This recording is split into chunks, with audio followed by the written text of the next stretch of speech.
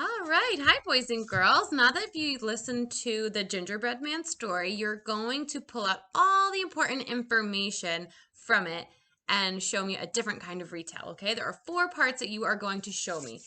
First part is the characters, and the characters are the people or the animals that are in the story. So in our story, our very important character is the gingerbread man, right?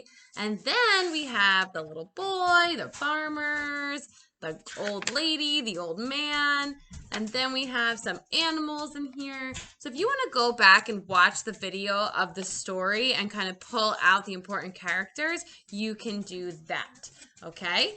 And what you're going to do is you're going to make a paper with 4 important parts, and your characters would go first. So what I did is I drew a gingerbread man, some stick figures to show the people, and then I wrote some words to be my other animals, okay? So I wrote fox, and I kind of wrote out how you guys would write bear, right? I wrote B-A-R, because if you guys were to sound out bear, B-air, that's probably how you guys would write it, right?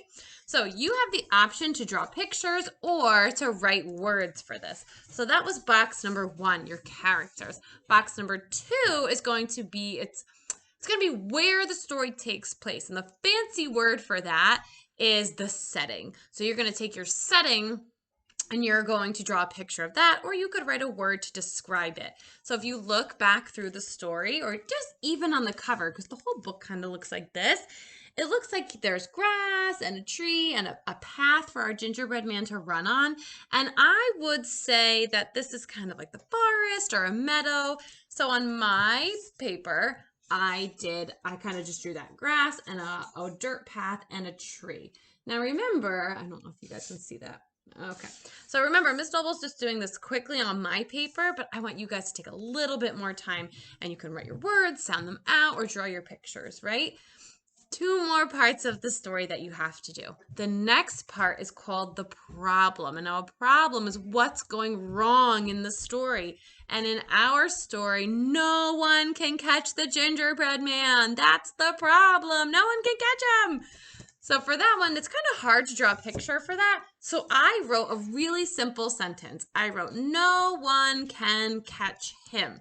And those are words that either you guys can write because you know them, or you could sound out pretty easily, okay? So you guys can write a sentence, or if you can figure out a way to draw a picture for that, go ahead, okay? So I wrote a sentence, but you can draw a picture.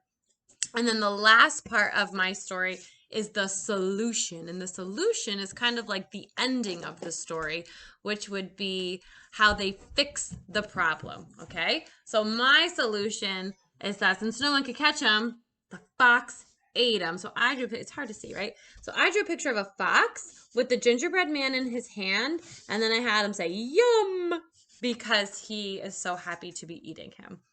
Right? So the problem was that no one could catch him, and the solution was that the fox caught him and ate him and got rid of him. Okay? So those are the 4 parts of a story that I need you to do. The characters, the setting, the problem, and the solution. And we'll talk about a little bit more about that in our small groups today, okay? So you guys can go ahead and get started on that, and I'll see you later. Bye-bye.